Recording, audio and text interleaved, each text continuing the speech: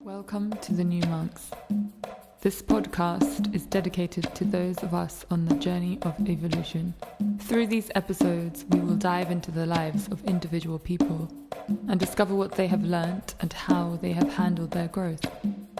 We believe that we all have wisdom to be shared with each other and can learn from listening to each other's stories. Please subscribe to our YouTube channel and Apple Podcasts, Spotify. If you feel like leaving us a review and sharing the love, that would be greatly appreciated. So this is just a heads up because, there's a lot of information that is coming to light at the moment, and through these episodes, each person is going to share a different side of that for them. Now, this isn't to say that every single thing that is shared here is going to be 100% accurate, It's just not where we are right now. It's just not the case of the unraveling and the disclosures that are being revealed to us. Obviously, things are always changing, and in one moment something can be so real and so true, and the next moment is completely shifted and changed into something else. This is the journey of evolution. This is the journey of ascension that we are going through right now. So this is just an invitation that your discernment is really, really important. As always, as usual, please take what resonates and leave the rest. Thank you. Welcome to episode 24 of the New Monks podcast. I'm so happy that we are currently on 24 episodes. It's taken a little while to get here, I'm not going to lie, since our first episode in 2018, but we're still here, growing through this big pivotal change that we're all going through now, and really opening a space for us to be able to have these conversations about our growth. So today I'm speaking to someone called Snuff, who also goes by the name of DJ Snuff One. And, I met him on the phone, actually. We had a conversation and we ended up just speaking on the phone for an hour when we were just discussing logistics of a DJ gig. We dove right in, and then I just knew I had to get him on the podcast and to speak about his journey. And, this man has so much information. It's quite mad, as you will discover throughout the podcast. But what's really interesting about his story as well is that he came from the troubles in Belfast growing up as a kid, and that whole experience seems to have really shaped his life and given him a completely different perspective on, the way that the world works, really. And I know from my own experience, moving countries at a young age just gives you a different level of experience and knowledge that not everybody has. So he moved to a different city, he moved to London, and then, he already had this open perspective of the way that the world works. So when we came into 2020 and this whole lockdown situation that was going on, he was very equipped already with, knowing what was going on. This episode really just talks about his background and how he came into this path of learning more about health and herbalism, really, because I think that's really his focus, and knowing about our bodies and what is good for it and bad for it, and how we can really utilize our natural environment to help us in this time, and especially in cities where there's just poison everywhere. So this is such an interesting episode, and this, take a pen, take notes, because he's delivering information bar after bar after bar. And yeah, we obviously could talk about where he sits and stands on his perspective on what's going on in the world at the moment as well, which I feel is really important. So take a seat, pull up a pew, dive in. So thank you so much for being here and trekking all this way. You're very welcome. So just as we begin, what I like to do is just take a few deep breaths in and out. Good idea. Before we start.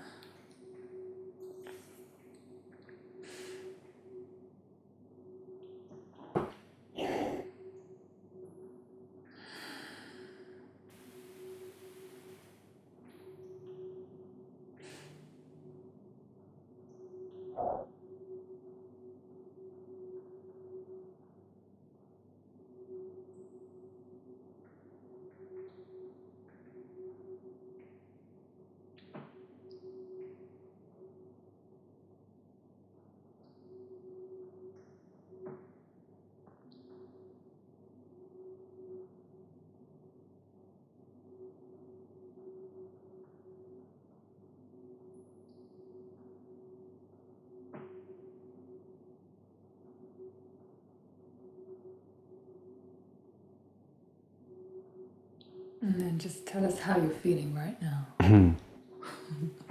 Well, you know, with the breathing exercise, it's always one of the quickest and easiest ways to calm your nerves, you know, because you're helping the flow of the current and all these types of things, you know.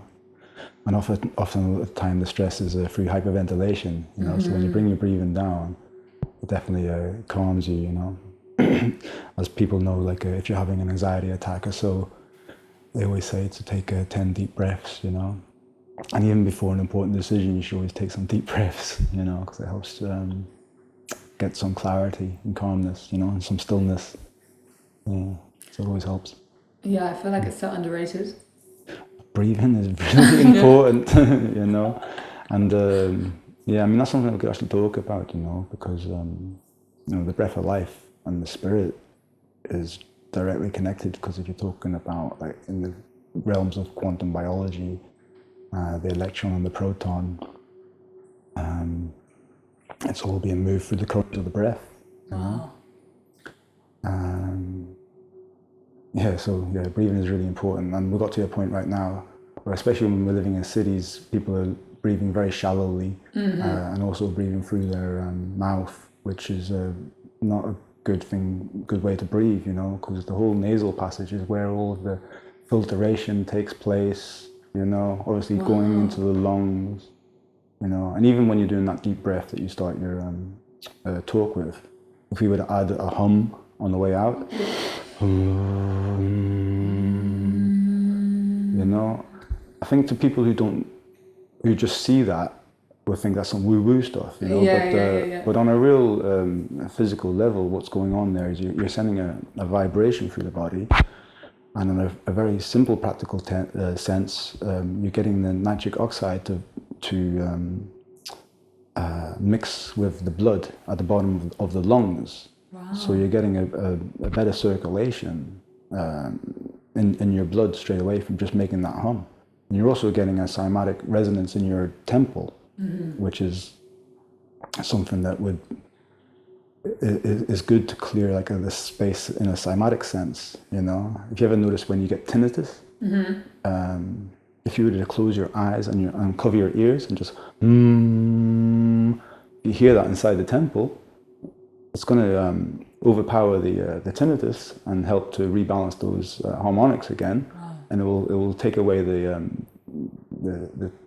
ting noise like straight away, really, you know. So you can try that yourself. As soon as you hear like, I'm gonna try that. just close the eyes, block the ears, and hum, and you'll clear like within a minute, you know. So, yeah. I love that. And unfortunately, as well, with the degradation of soil and nutrients in plants, and with the process now of processed foods and refined foods and devitalized foods and toxic foods, it's also causing people's physicality problem in regards to like thinning of the nose, thinning of the bones, thinning of the structure, thinning of the skeleton. And this is leading people to become more of a mouth-breathing condition as well, you know. So that needs to be addressed with exercises, you know. Yeah, so you have to be conscious of breathing. Yeah. You know. I always wondered the difference between. For me, I think the nose always feels more comfortable, more natural. To breathe in, you have to breathe in through the nose. Yeah. You know, they don't have the same filtration system in the mouth. Okay. You know, if you're breathing in through the mouth all the time, you're not getting the same type of protection. You know, because from the filtration from the air. Yeah, because if you imagine like the nasal passage going down to the trachea, the bronchi, into the lungs, you have already a few sort of different filter systems, but then you know what they call the cilia, which is like these little fingers that are always waving up. Yeah. They wave up this way, you know, because nothing's being drawn in, you know, like there's no passage for like, say, like an assembly line. Is that the right word? An escalator, yeah. There's no escalator stairs for pulling things in. Everything is pulling everything out. You know, so the cilia is doing that all the time, pulling things out. like an expectorant. Yeah. And when the cilia is damaged, or covered in mucus, it's not as effective, you know. But there's things that you could do to help the health of your cilia and also the biogenesis of cilia. And one of the most simple ones that most people would have in their kitchen would be green tea. Oh, wow. Yeah, green tea is a good natural antihistamine, and it also helps the health of the cilia. You know, so like right now we're living in this world where people are wearing these masks, and it's, when it comes to filtration technology, it's actually a bit of a joke, because like no, really, the system that we have from the nostril to here is the most complex and the divine design that we have. You know, so if you want to strengthen your filtration system, you should strengthen all of this. You know, and you can do that through breathing exercises and through nutrition. You know, and there's also things that you could do to aid or to prevent toxins coming in. Like before I came out here, I dabbed some sweet orange essential oil and rosemary around my nostrils and my earlobes, you know, because these essential oils also help dispel the aromatics, you know, and also aromatics are also going to help with your breathing and with your cognitive function as well, because aromatics are really underrated, you know. And I think it's very important to recognize the differences between what's natural and what's synthetic, because I mean, even on the journey going along here, I'm seeing people with their mask on and they're stinking of perfumes and fragrances that are all artificial and carcinogenic. You know, whereas I would much prefer to smell someone's natural funk, you know, especially if they're healthy, you know. I love that, But yeah, natural funk is where it's at, because that's the truth. And you've got to stand in truth. It's true, there's the difference between natural and synthetic is big. And it's something you might not even recognize, you know? To me, that's the real base principle of everything, you know? Synthetic food, synthetic fibers, synthetic cleaning materials, synthetic aromas, artificial colorings, artificial flavorings. Every single thing needs to be completely removed from your life if you want to have a good, healthy environment, you know, including being a healthy environment, you know? Wow. Yeah. And it's really that simple, you know? You want natural flavors, you want natural colors, you know, because color is really important. You know? Color is also known as pigment, and pigment is a protein. And it's the pigment systems that interact with light metabolism in the body, you know? Like the technology that we're dealing with right now, and the radiation, the street lights, and the amount of time that we spend in front of screens, especially in the evening, is destroying the blue pigments in the eyes first. It's destroying the whole pigment system, of which melanin is also a pigment, you know? All the different types of melanin, that's also known as a pigment. So we've got the neuromelanin, dopamine, black and brown eumelanin, pheomelanin, all these are pigment systems that interact with light. So one way that could manifest is like you're going to lose your vision, you know. I was just talking about the pigment systems and light metabolism, and how like natural native light regulates so much in regards to your health and your physicality and your spiritual health, and how artificial light is actually a poison to you, you know. Artificial light, overexposure to it, and a lack of exposure to natural light, actual just daylight. And even at night, the light saturation, the artificial light saturation, and not being able to sit in the darkness with the moon, that's also problematic. You know, because of like the melatonin that people would be aware of that we produce in the pineal gland, which is synthesized from the serotonin and everything that we get from the day, our relationship with the light during the day, we're producing serotonin as long as we have the right aromatic amino acids in our diet. This is later at night turned into melatonin, you know, and the signal for the body is the darkness. You know, so if we don't get darkness, we're not getting the signal to produce melatonin. You know, so when you don't get melatonin in your to put you to sleep, it's almost like an anesthesia. Was that the right term? To put you to sleep, so that the little surgeons in the body can come out and do all the repair work and growth, you know?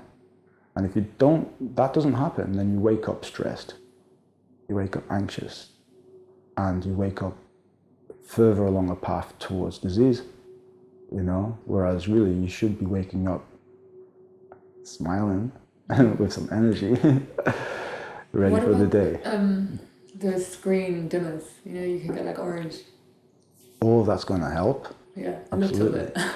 Yeah, I mean, you can get the blue light blockers, you can get blue light filters on your screens. Yeah. But ultimately, what you want to do is get more daylight. Yeah. You want to get more daylight exposure on your eyes, on your skin.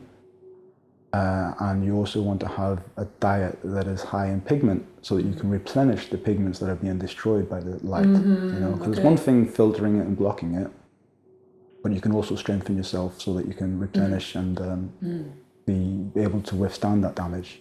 You know, which is one of the reasons I'm so into algae. Because algae is like, you're dealing with cyanobacteria and so on. These are blue pigmented algae. You know, you've got the red, the brown, the greens. They're all dark pigments, so they're full of pigments that are going to be able to replenish and give you the strength to mitigate the damage of contemporary modern technology and so on and so on. Living in this environment, because ideally you'd be living in the woods. You know? I mean, wow, I feel like you just dropped so many bombs there. Sorry, I have a tendency to do that. I love that. So, I mean, what's up? How did you come into all of this information? I feel like you know a lot, especially when it comes to like the health. Well, for me, it was growing up blind to it, you know? I come from an environment that is very just fish and chips and processed store food, tap water, crazy addiction to sweets, sugar. Oh yeah, you know, like all children are, but I was. Yeah. Just sugar. Just mad, honestly, like, you know, and all of the sugar drinks as well. I'm not going to mention no brands, but you know, all the big brands, liters, like fully on that, you know. As a child? As a child, yeah. Like I'm from West Belfast. The Falls Road. Representing. Yeah, representing. So I'm a child of the Troubles. I'm the trouble from the Troubles. And there's a lot going on that caused us a lot of stress. You know, the occupation of the soldiers, curfew, martial law, checkpoints, helicopters, being beat up by soldiers, being beat up by neighbours. You know, and I was on a flashpoint between the Falls and the Shankill, and because various things were going on, my house was actually burnt down twice by the time I was 14. When I was 14, that was it. I was like, I'm out. I was living on you know, doing my own thing since I was 14, basically. So what was happening there at the time? Why was it such a reason? Well, obviously that's a whole podcast into itself. The history of like why Northern Ireland is kicking off with each other. Sectarian violence, you know, neighbours not getting on, and the powers that be in the world stirring the pot. You know, I've got a few of my own theories now later on in life that some of it's in regards to just like a testing ground and a drill and so on, because I've realised now as well that the British intelligence were involved in high command of paramilitary groups on the Republic and the Loyalist side of the divide. So a lot of it is orchestrated, you know. And that makes me feel like I don't really trust in any of these armed revolts or political movements anymore, because there's so much chess in this world, you know. So I decided to take my own path, you know. And luckily enough, one thing that helped me take a good direction in my path was at that time when I left my home at 14, and there was a b-boy crew in Belfast, the Belfast City Breakers, also known as the Trouble-Minded Crew because of the Troubles. And they were about 7 to 8 years older than me. They're first generation b-boys from the 80s, you know. And I was really awestruck by seeing them just out on the street dancing, breaking and that. and I just hung out with them all the time and became kind of like a surrogate child of theirs, you know. So I was being raised by b-boys from that point, you know. And what was good is that all of the members in the group were from different sides of the so-called divide, you know. It wasn't something that we were really taking on board in regards to like, we didn't really take that stuff too much serious. We were trying to rise above it, you know. And I think the dance and the things that brought us together, the hip hop, it gave us a bigger world view. Wow. You know, so we can see things outside of our bubble, and it makes everything in our little bubble seem like really kind of just dumb, you know, as it is. And they were actually, it was like trouble was a term that was used. The Northern Irish conflict has an alias. It's called the Troubles. Ah, okay. You know, so when they talk about the Troubles, they're talking about the Northern Ireland conflict in particular. Crazy. You know, but I actually kind of like it because it's like typically Irish to make it something nice and cute like that. Oh, that's some Troubles. You know what I mean? Yeah. But you know, it's a growth experience and it's a learning experience, because when I came to London, I kind of felt like a lot of people have been living in this blind spot, like a cotton wool and so on, you know, and there's almost like a naive faith and trust in government that I'm not used to from where I'm from. Wow. Yeah, because where I'm from, like we look at the government, we see somebody who we know is taking off a balaclava at some point, putting on a suit. We know who everyone's sleeping with. We know everyone's like little crook dealings. Like, you know, we know they're all a bunch of Del boys, So you know, with muscle, you know, hiding behind a suit, but really they're hiding behind gangsters, you know, because really the true politics is that they're at the bottom of a gun in this world. You know, the military is really behind politics. Yeah. Yeah, and the military is paid for, so it's always the money families, you know, but the military run That's so government, true. you know. So over here, people don't really see it that way. They see it as representatives. I like that phrase that you use, the government is at the bottom of a gun. Yeah, basically. Yeah.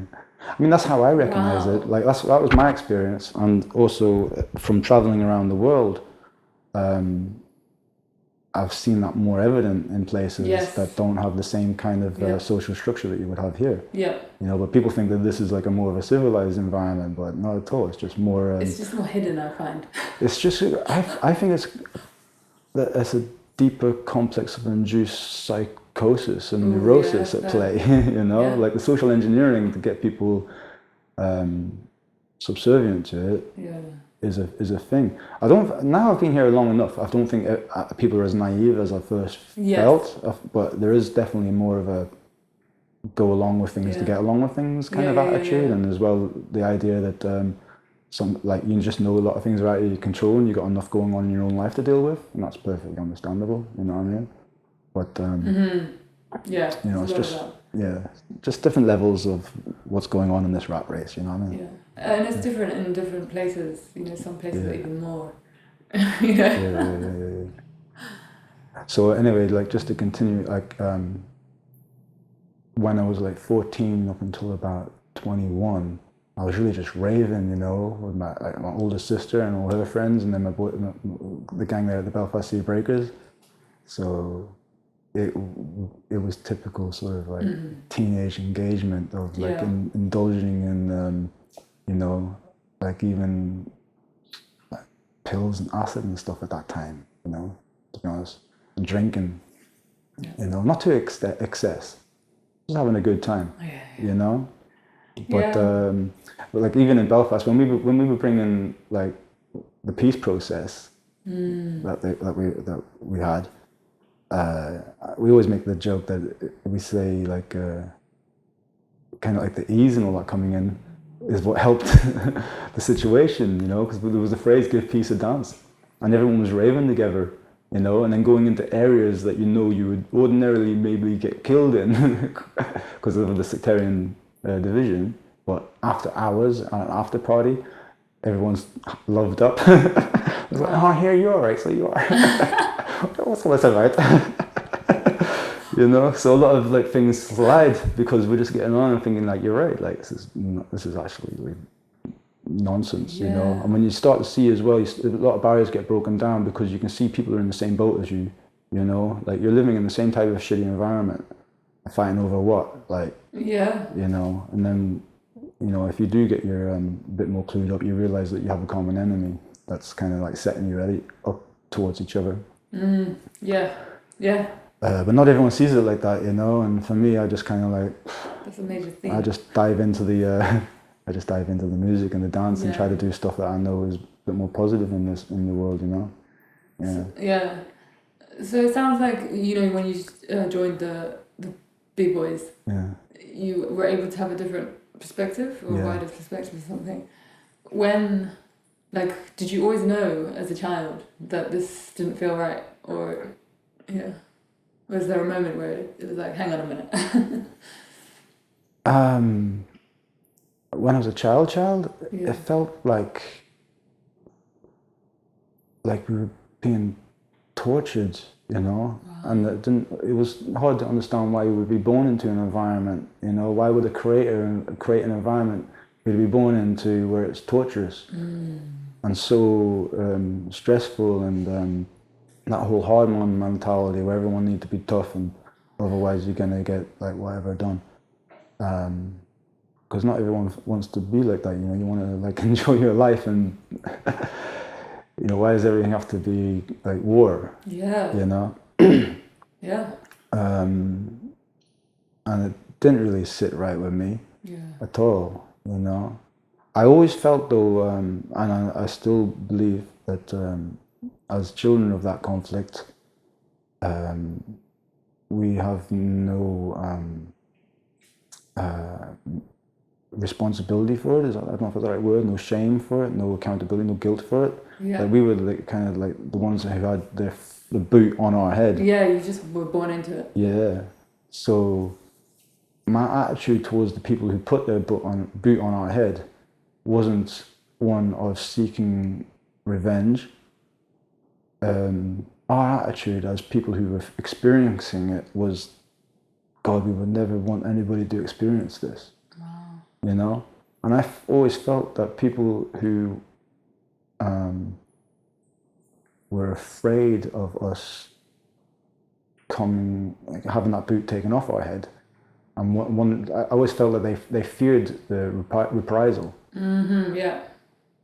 But I don't think they could ever really comprehend that because of what we've experienced, and we see the persecutors, the people, that's not the right word, the people who do that as wicked. Yes. And the fact that as victims of something, we feel exonerated from it. Is that the right word? Yeah. I mean, that's very, very interesting subject there, because it's just almost like, how do you not have this hate towards these people, you know? There is hate and there is resentment and there is the desire, but at the same time there's this overwhelming desire to not be on their level, because it's wicked and it causes harm, and it's contributing to a cyclic event, you know. So what I've come to learn from the cipher, even like in a b-boy cipher, you know, or a rap cipher, an energetic cipher, something that's going round and round, at some point the only way it's going to get stopped and grounded is when someone is like going to become the conduit for it to finish, you know, or to change that energy. Yes. You know, so yeah, these are like, I'll give you an example. Like in Belfast, I think one of the reasons that the tit for tat daily violence kind of came to a standstill was a point when so many united parents and mothers were together saying, please, like, no more retaliations for the death of our child, you know. That's powerful. Yeah, you know, so people have to listen to the mummy and daddy, you know, because the feelings are high, like, you know, your friend is being killed. And it's just this never-ending cycle of like, well, last week they came into our neighborhood and did this, so maybe go to their neighborhood and do that. Yeah, I like what you said there, because it's also like you're not repressing the anger and you're still feeling it, but at the same time you realise that that's not the way forwards, you know? No, because like I listen to a lot of music, and I love the words of a lot of the Rastaman and the reggae in the message, and some of the music that I listen to, they sing about There's one song, it's like, retreat, wicked man, surrender. I'm trying to remember the whole lyrics, but there's quite a few songs like this. But what it's saying is like, the people who are doing the wicked things in the world, it's almost a plea to them. It's like, can you not see where you're heading? Yeah. You know? So the compassion is not like to try to get revenge on these people, because they're already writing their own sentence through their behavior. That's very true. You know, and it's a compassionate plea to the wicked in the world to say, you really need to take stock of what you're doing. Yeah. Because this fire that you're heading towards, you know, it's a real thing. Yeah. You know, and again, that's not just some woo-woo out of a scripture type thing. This is, well, you know, it's down to people to perceive it how they perceive that. So. Yeah. That's so true. You can't help that. Yeah. I meant to bring it up to why I'm interested in nutrition and so on, really, you know. Oh, yeah. But because the reason I started back then is just to say, like, you know, I come from something where it wasn't really thought of or considered, you know, eating the worst trashy food. I'm also living in a quite stressful environment. Yes. So yeah, microwave dinner vibes right up till like probably late 20s. Say that again. Microwave dinner type vibes, you know, takeaway food, but very rarely cooking, not really having a very good understanding of food science or the relationship of food and the body, just considering it as a type of fuel, you know. And when did you move to London? I came to London in about 99, and I've been here since. Although while I've been here, I've also lived abroad for several months at a time. I spent like about 6 months in New York, spent the same kind of in Berlin. Over a course of time, I spent nearly a year in Uganda. Wow. And as a musician and artist, I've traveled the world, you know. So you were still eating microwave when you moved to London? Microwave? Oh yeah. Quite up to probably mid-2000. I kind of had like a revelation, epiphany, a crisis of consciousness. Wow. In relationship to my relationship with the animals and the meat. Okay. And I decided to stop eating animals. And a year later, I decided to stop eating the dairy and sugar. And for the first few years of that, I was eating like substitute meats and vegan food. Really? And because of my feelings and conviction towards like sticking to how I felt with not wanting to eat the animals. Yeah. I'm determined with that. Yeah. But I'm realizing that I don't feel like I'm getting healthier, you know? So I spend more time now trying to understand food science. Okay. And that's where I started to realize that the vegan food is crap. Yeah. You know? The fake meat, the pretend meat, yeah. the soya products, particularly soya products. Yes.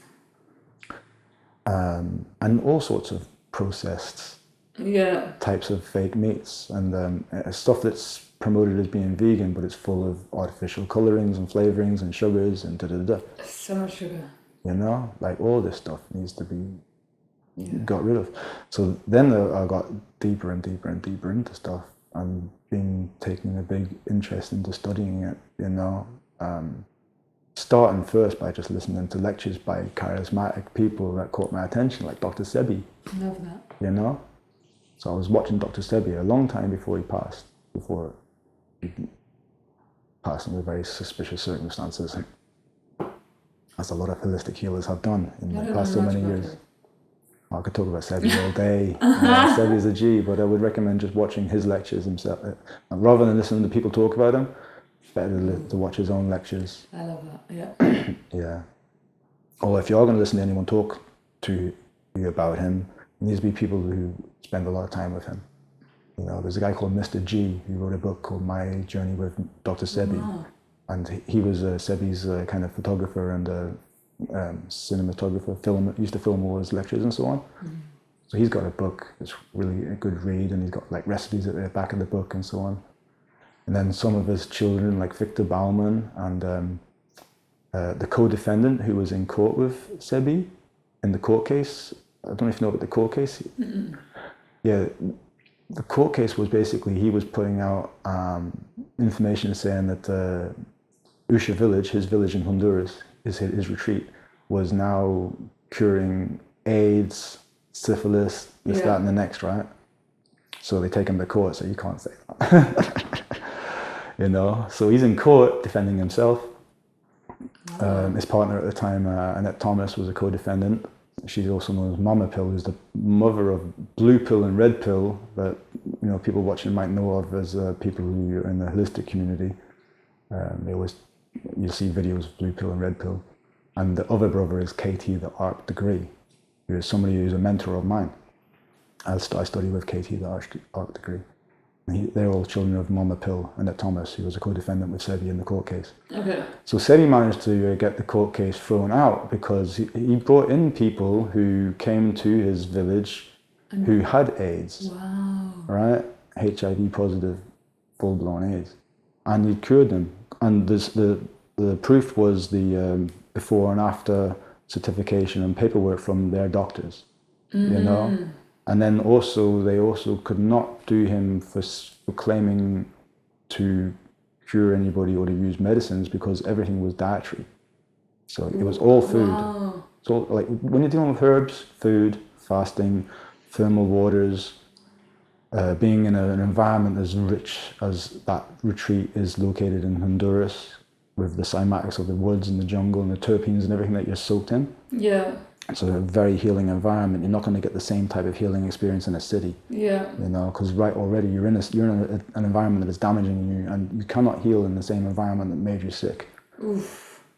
You know, you can mitigate the damage and try your best, but really, if a city is killing you, you need to get out to the countryside and breathe some fresh air. So when are we going? You know, that's where I'm aiming to. That's my next steps. You know, I'm inspired by the likes of Sebi and so on. But anyway, I only brought Sebi up because I'm saying that he was one of my first people that I was really, because I love the engagement and the character, and that's because, you know, a good teacher is someone that you resonate with. You don't learn from the stiff neck sort of like, the molecule and the amino acid builds the protein. Yes. You know, when someone's excited, they're talking about this, that, and the other. Like, you know. Yeah. So, like, even right now, I still like to listen to KT, the Art Degree, and also Dr. Inky Real. They are the ones who have basically taken over the work of what Sebi set up in America, not in Honduras. He set up another institute in America called the Ogun Institute, the Ogun Research Institute. And that was about research and development with naturopathic medicine, you know, herbs and so on. There's so much. You know? So I like to listen to them because they are able to expand upon what Sebi would say, break it down, and then also contribute to that ever-growing narrative, rather than just sticking to repetition of lore of what Sebi had said at the time, because the idea of having a research institute is an ongoing thing. Exactly. You know, it's not like this is what we discovered, that's what it is, it's the end of. And things are changing. Things are changing. Some principles stay the same, but like new information is always worth including. You know? Yeah. And then from that, that was kind of like the path I've always been on, just reading and learning and experimenting with my own health. But it wasn't really up until the lockdown. Boom, you know? Because I knew quite a lot of information, and I started to share information at the beginning of the lockdown, because my first piece of information was like, guys, like, this is how Babylon moves. Hey. You know? So whatever's going on, don't believe what they tell you. Yes. You know, there may very well be a threat, and I think we should take the idea of a threat serious, you know? So my first thing was to be quiet and to research what the potential threat was in regards to this viral epidemic causing a respiratory distress. that they were calling SARS-2. And SARS being a severe acute respiratory syndrome, right? It's essentially a form of hypoxia. The cytokine storm is havoc taking place, your alveoli being flooded and drowning, you can't breathe. What does that mean? Cytokine storm is like cytokines are basically like signaling enzymes to tell like your histamine response to do what it needs to do. So if, for example, there's something inside inside the lungs, inside the cells, and they can't get there, they can shoot little holes through the skin to get inside, and it's a bit difficult to explain in simple terms. I should be able to, though. It's an overactive immune response. So I say it like that. It's almost like a toxin's coming into the body, and the body is overreacting. Okay. Gotcha. So, say even like if you're having an asthma attack or a sneezing fit, this is like a histamine response. A lot of allergies are like histamine responses.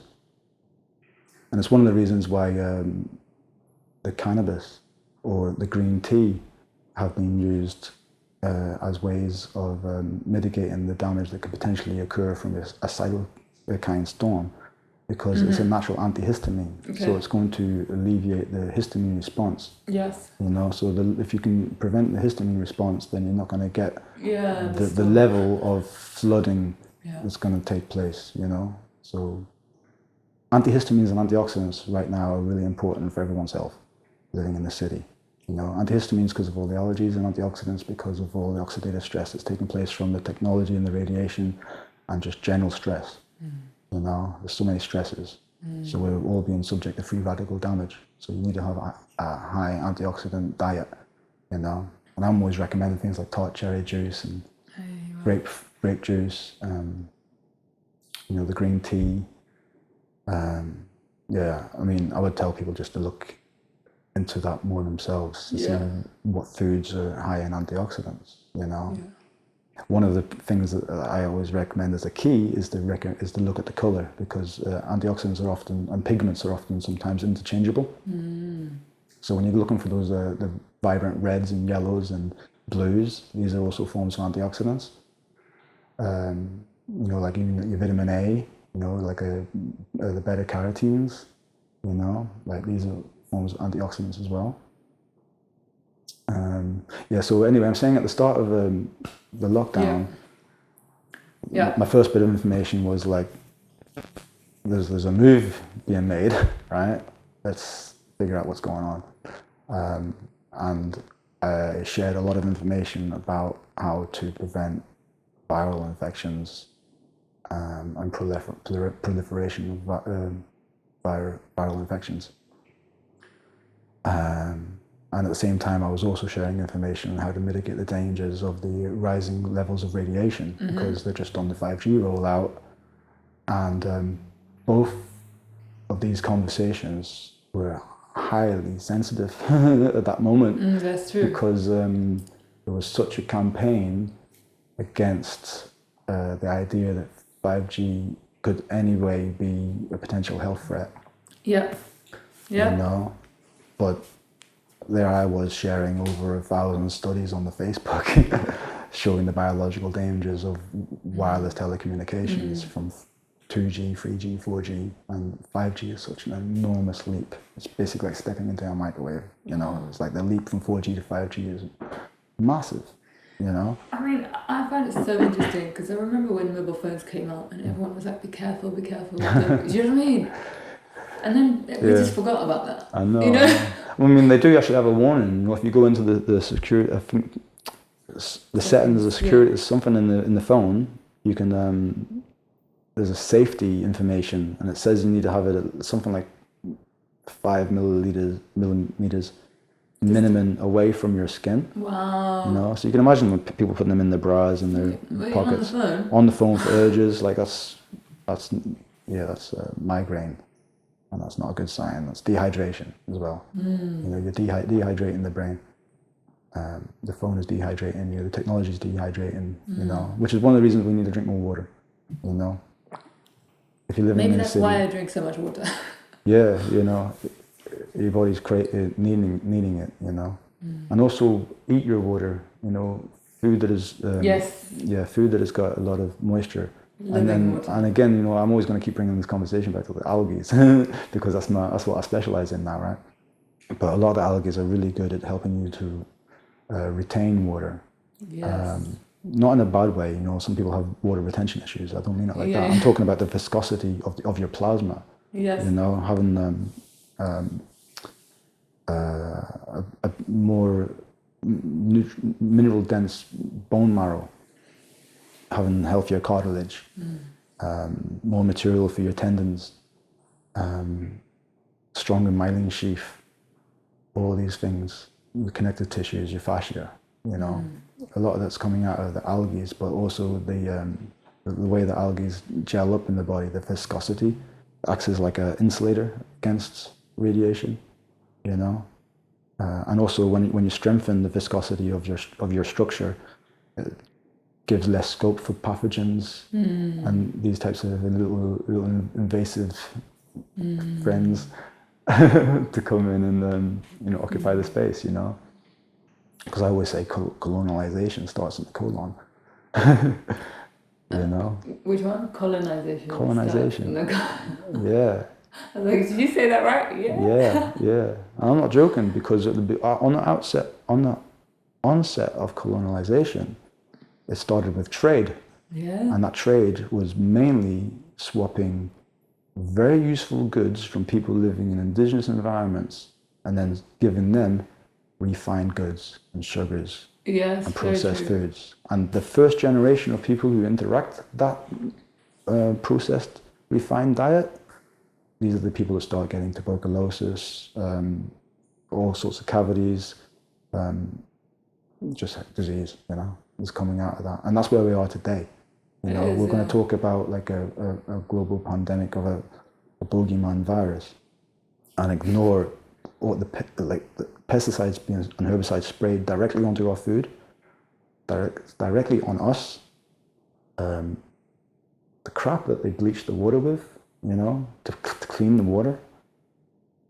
It's not really, I wouldn't clean water with something poisonous, you know. There's got to be a better way of cleaning water. Like filtration system, the best way to get water is always from the spring, right? Like, the earth is amazing, you know, like the ocean has got an ocean in it. You know, you go to the bottom of the ocean, you're going to find lakes that you can walk on. You know, like there's so much undiscovered things in the ocean, and the filtration system of the water coming around, the whole cyclic system of the environment is genius. But how we're trying to replicate it with the tap system, it's not doing us any favors. No, I mean, I learned that insight as a child, again, back in Belfast, because I knew that the military we had more lead in our water at one time, you know, and that caused people to be brain dead, you know. How did you know that? It came out of some freedom of information bullshit, and also like just people testing the waters, you know. Okay. So like, you know, you have the example of Ferguson in America, you know, Michigan, Ferguson, you know, there's a big scandal about their water, right? But that's not an isolated anything, you know. And if you even do a quick search now on the synthetic divination device that they call search engines, you'll find information showing that the UK has got a high correlation between prostate cancer and tap water.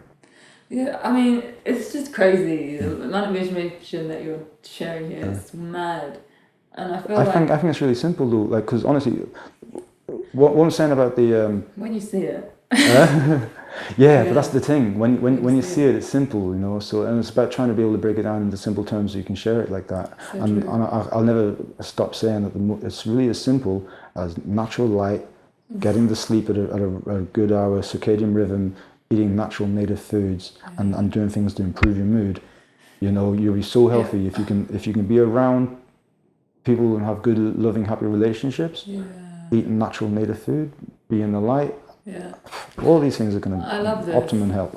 I love this. It's so simple. This is really simple. But take away the poisons, but we are being poisoned by everything, everywhere. and that's the hard part to unpack. You know, because even right now, like I'm dressed like a hobo, but this is all natural fiber. You know, this is cotton. This is denim, cotton. You know, if I wanted to even heighten my vibration, I could be wearing all linen or all wool. Yeah. You know, but I would be causing myself a lot of harm if I was sitting here wearing nylon and polyester and that type of thing. Yeah, it's basically plastic. You know, because those things are not only carcinogenic, but they also lower your vibration, your shine. Because it's resonant frequencies between these materials and the atoms. Yes. You know? Yeah, I just find it so mad. It's like, even the example you gave of where you were born, and it's just like, whoa, what's going on? Like, we're just born into this crazy world that it's just so not designed for us. And I think the lockdown really has given an opportunity for us to see like the depths of how that goes. Yeah. But what I find so interesting is that a lot of it is just labelled conspiracy theory. Yeah. Well, you know, that's a very easy way to dismiss an argument, to undermine an argument. Oh, yeah. You know, and to prevent having to address the evidence being presented. Yeah. You know. Yeah. So it's coming from a simplistic mind to and a mind that doesn't want to have to face that level of what could possibly be going on. Yeah. You know, because it's one thing being afraid of a potential contagion that's going to cause you to choke out, and there's another thing to be aware of a worldwide, you know, basically a conspiracy. Yeah. To you know. That everything, you know. I was going to say to enslave the human race, right? But you know, they already did that. They did that a long time ago. I only really see them as moving the furniture around with this. Oh, I like that. Yeah, because they're changing the fiat system. They know that the banking system is collapsing, so they needed to change the whole financial system, and they wanted to regulate people more. You know, they want us on the digital ID and on this carbon credit. I'll break that down to the hierarchy enslaving you. Yeah, I saw this. It's so good. You know, but if you want to break it down into people, like right now, there's just look at follow the money, basically. You know, so look at companies, industry. You know, who are the industry leaders? Who are the financiers? Who are the families involved? You know, and you can mention some names. You can look at BlackRock. You can look at Vanguard. You can look at, you know, some of the families that were... Rockefeller. Exactly, you know. But they're not alone. But they're definitely there. Rockefeller, Rothschilds, Gates, DuPont, the Bears, Rhodes, Turbright. You know, there's a lot of people you can bring up. But essentially it's old school families. Yeah. Old money, you know, that have managed to, through hostile takeovers and everything, mergers, managed to own all of the companies, you know. Like you could start up your own brand of soda pop today, have a great deal of success with it, maybe even turn it into a multi-billion-dollar business, and then you will be pressured to sell it to one of the big boys, you know, and they have their own again, you know, because Coca-Cola isn't the end of the lane. It goes up to I'm not sure who owns Coca-Cola, but it's Kraft or something like that. You know, but I think it's like 5 or 6 companies, you know, so when you look at those 5 or 6 companies, it's going to be families, you know. Like right now, what we're dealing with the World Economic Forum, if you look at their partners, that's a who's who. You want to say who they are, that's a perfect example. Just look at everybody who's involved in the World Economic Forum. So thanks for that. I feel like this is such an interesting... Everyone always gets a bit caught up when people use the word they or them. And it's just like, and it's hard for people to understand that this is like, this is the conspiracy, right? This, you know. But yeah, what is your understanding of, you know, the people, say, below them? Because I feel like not everyone is clued up. Do you know? no, absolutely not. No, of course not. I think there's a lot of good-hearted people that are being misled and institutionalized and educated. Educated is a trick word. Wow, yeah. You know, that's indoctrination, right? Wow, yeah. You know, so education, like if you were to give the education of a generation to benevolent people, you may get a different outcome than people who have ulterior motives, you know? And we definitely have ulterior motives in our curriculum. And the methodology of how we educate as well, you know? Because really they want people that are fit for purpose in a society that has been designed, you know? And I always say, like, fitness and health are different things, you know, because you can be fit for purpose but unhealthy. And that could be weaponized, you know, like, for example, in the army, they would try to make super soldiers, you know, with all sorts of different means and technology and steroids and this, that, and the other, you know. So they could be battle-ready super soldiers, and you do not want to come across these people because they will be fit for purpose. Gotcha. But how their health is going to be a few years down the line because of how they've been engineered, that's not healthy, you know. So there's a difference, you know. They want people to be fit for labor, you know, only as smart as they want you to be, and only as physically fit as they want you to be. You know? Yeah. I feel like just the way you were talking about it as well, it's like you can just really see the system. Do you know what I mean? Well, you know, see all the experiments that they do on the animals, the rats and the monkeys and so on. That's testing for us. You know, like, firstly they say, like, we're testing fragrances, we're testing this medicine, we're testing this, but they're testing behavioral patterns, you know, and psychology, you know, as well. So if you step back and look at society in that regard and see, like, how things have been manipulated and engineered, you know, like, even again, like, where I come from, the shit stirring of the sectarian conflict. It's an uphill struggle to bring peace and harmony to the community when you have these forces that are stirring the pot. And they're stirring it now as well. Oh yeah, no, that's always going to stir. Divide and conquer is the base principle of discordance. They want polemic discordance. You know, even the whole left-right paradigm, and always having this two-system party in a country. You know, like, even a while ago, I felt like people had lost so much interest in political engagement with party politics that I thought we were on a good path, because it was going to make things obsolete, and the government's going to be, you guys are just going to have to, like, pack up shop, and no one's interested in your service, you know.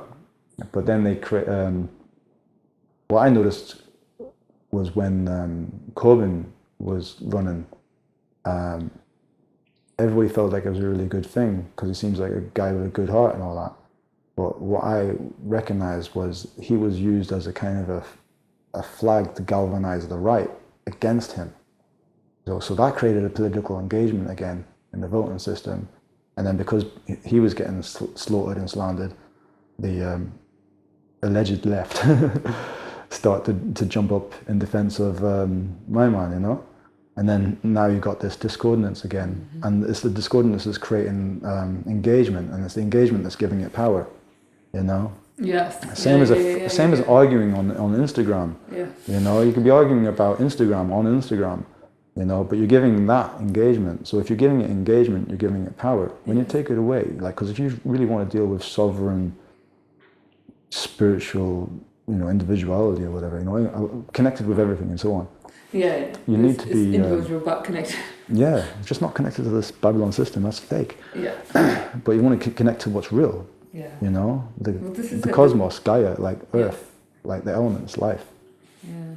If you want to connect to that, then yeah, I feel like this is the whole quest. It's finding out what's real, what's fake. You know. well, I recommend spending a few months in the jungle. You'll find out, you know, because you'll see, you start to recognize when the sun comes up, when the sun comes down. You'll hear the cymatics of nature. Yeah. You'll see everything working together. You'll see the water flow. You'll see you see the plants being pollinated. You see how things are working. Nature's you know. design. But what's happening to us is that we're being sheltered a great deal from our relationship as nature, not only with nature.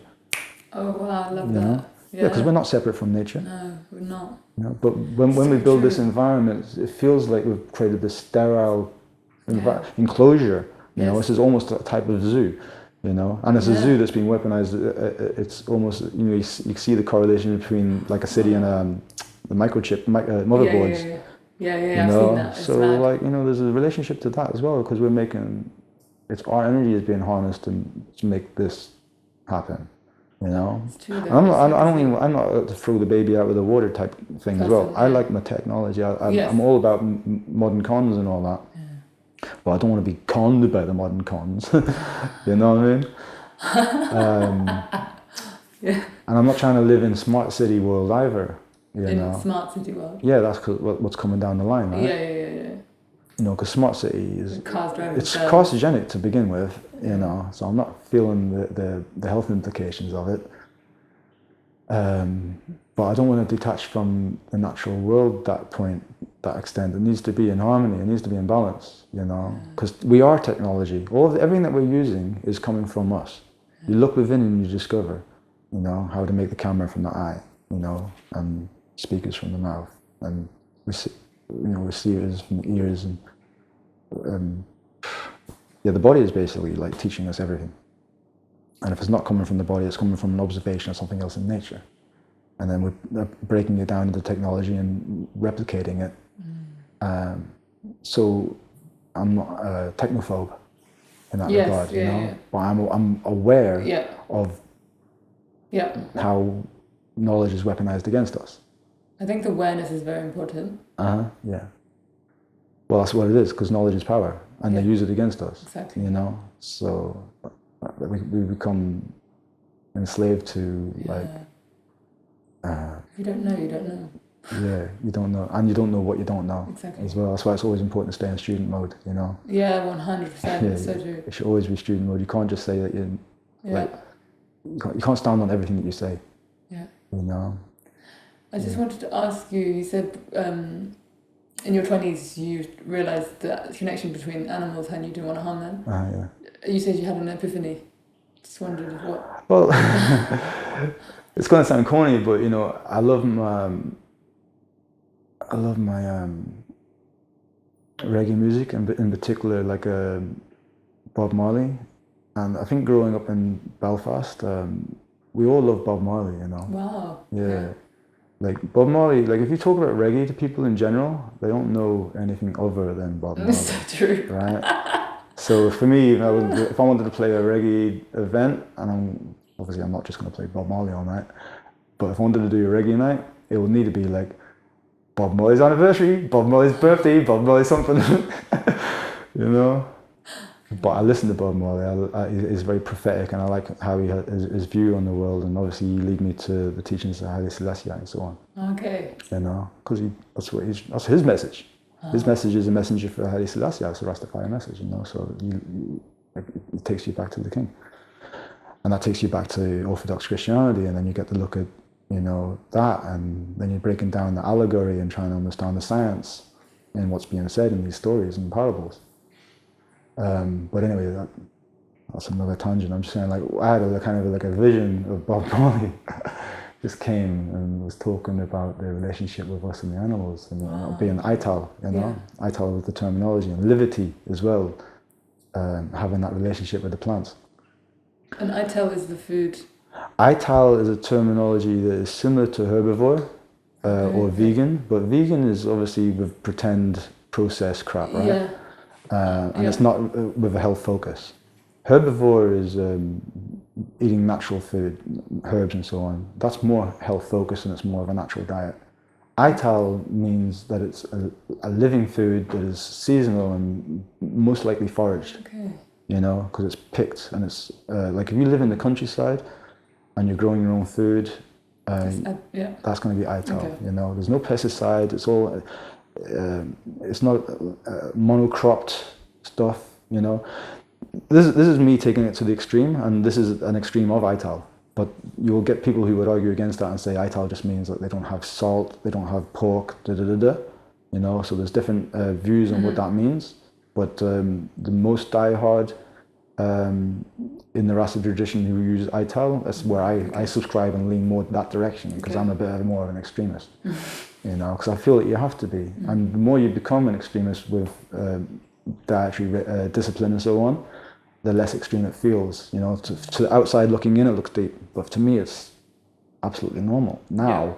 You know, and I'm always going down over layers, because it's the same way I had the epiphany with the animal, I've also now had the epiphany with the plant. You know, and that's why I don't support industrial agriculture. You know, or the monocropping of cloned crops, or the pesticides and the herbicides and all these types of stuff. You know, I'm much more looking for landrace crops. Landrace means native to its habitat. That have grown in the circadian rhythm of what the cosmos is dictating. You know, obviously in times of depletion, that could lead us into problem when there's food scarcity. Yes. But this is why we have to look at our the rest of the earthling family. You know, like I describe myself with the squirrels. You know, I always see myself as a squirrel, and the squirrels, they are looking, they're putting their nuts away for winter and so on and so on. You know what I mean? Like, there's things that you can do, there's things you got to wise up to. You know, in this world, like the idea of food scarcity is actually a myth.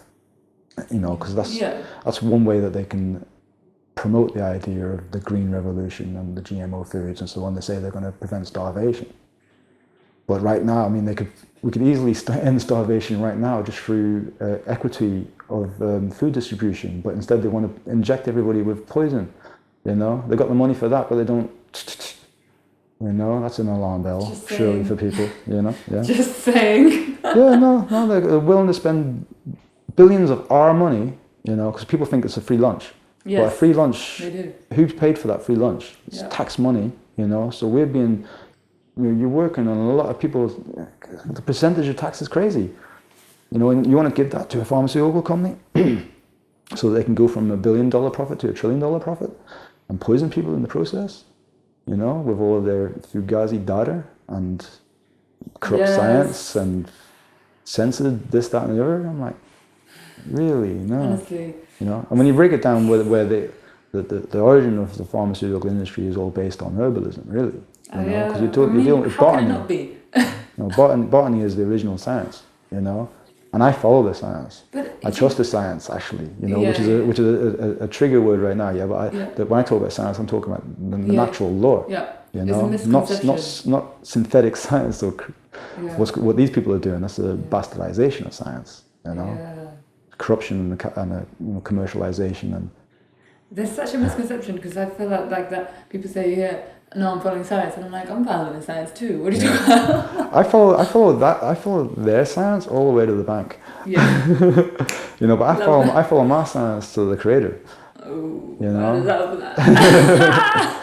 No, and there's a difference, you know, and that doesn't make me anti-science. I mean, I'm really into the science. I study it. I'm fascinated by the science. I love it, you know. Honestly, when I break down to quantum biology and all that you're talking, now you're talking about spirituality. Yes. But I feel like there's such a weird conception out here, and it's like science is different to spirituality, but it's the same thing. Yeah, it's the same thing. There's a lot of atheist scientists, though, which is, to me, concerns me, because it makes me think, like, what are you studying? You know, what are you studying if you're not studying like life, you know, living life? Because the body is not just a construct of proteins and peptides and Exactly. You know, it's a vibration. There's living light. You know, you're not going to explain in your study exactly the mechanism of sadness and happiness and joy. I mean, you can talk about the hormones and so on that are going to produce these things. Yeah, but there's also the soul and the spirit and the mind and the thought and the vibration and the original sine. Yeah. You know, when we talk about original sin, talk about original sine wave. Yeah. You know, that's your frequency. Yeah, and you know, this is science. You know, because even with light metabolism, this is why circadian rhythm is important, because you know when you do cymatics on water or sand, you're going to see shape, right? So when vibration is vibrating through the body, same way we just started with the breath and the hum. There's a vibration there, right? That vibration has a harmonic response to every element in the body, you know. So while you're doing that tone, you're tuning yourself, you know, and you're going to see those shapes that we see all of the time, like from a tetrahedron to a hexagon to the shape that we see as the Seal of Solomon, the Star of David. You know, this shape is the shape that you see even magnesium take form in chlorophyll. You know, that's the same shape, and it's not just this two-dimensional shape. It's like that and around. So it's like a spiraling, going around like this, because it's creating. It's like a tor. Yeah, the Merkaba, is coming on the outside of that, but on the inside you're creating like two toroid fields, and in the middle of this you have what's called a primer field. You know, if you want to talk about science, I recommend people look up primer fields and how they're formed using mounds. You know, because a lot of these shapes are creating, they're creating their own light and a thing called refraction. You know. So anyway, like vibration is very important. Like we talk about vibes all the time, and vibes are really the main thing that are contagious. You know, like if you come into a room and you're laughing hysterically, like, you know, well, more people may start laughing. You know, a laugh, you know, how contagious is a laugh? Yeah. You know, and if someone's being really moody, it takes one person. Exactly. You know what I mean? Vibes are so contagious, and this is why, like, harmonic resonance. Harmonic resonance. Right. Yeah. Harmonic resonance is also known as morphic resonance, and I always give an example of how menstruation syncs when women are living together. That's an example of morphic resonance. Wow. You know, and another example is what we consider to be the flu or the cold, because a flu or the cold is misconstrued as something that is a contagion that we've caught from somebody, where it's not. What it is that we're living in an environment where we're loading ourselves with a high toxic load. So if somebody's going through a detox, and you come in contact with that morphic resonance, then you're going to get a signal to say, oh, you have a high toxic load too, let's detox. But you may not have a high toxic load, you may have a very good drainage system, your lymphatic system's on point, you know, and you're not going to get the cold. You don't need to detox in that same way. Or you may have some type of immunosuppressant situation going on where you're told to detox, but you're not detoxing, and your toxic load is just going to continue to create disease. And that could be a problem, and I feel that could be a problem with these things that people are being injected with, because a lot of these adjuvants are crippling the immune response. And that's dangerous, because is this the difference between the germ theory and terrain theory? It's not. It's separate from both. You're talking about morphic resonance, but it's related because it's related to the terrain theory, and terrain theory doesn't exclude germ theory, because the terrain is where the germ is. You know, with germ theory, germ theory is making the terrain irrelevant. It's saying the terrain's got nothing to do with it. Got it. Okay. The germ theory is basically saying that the environment in the body is sterile. You know, and that when you have an infection, you need to get your antibiotics and blah blah blah. But that's already out the window, because if that's the case, why are we using antibiotics, and why are we using probiotics, and what's this relationship that we're talking about now between the gut flora and the brain and everything? You know, it's already completely understood that the microbiome is an essential part of what we are. You know.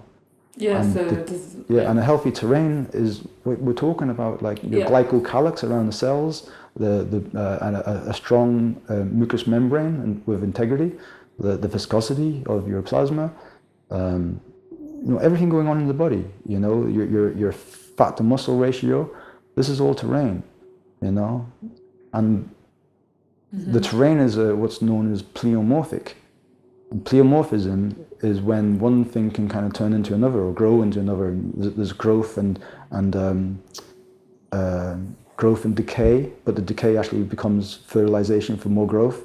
It's as above, so below. This is the earth we're talking about, you know. What's going on in the jungle is a living system, and the human body is the same. You know, we're basically a vacuum carrying like these organs. You can consider them as like land masses, you know, with jungles and river systems and oceans and weather systems all upon their own, you know.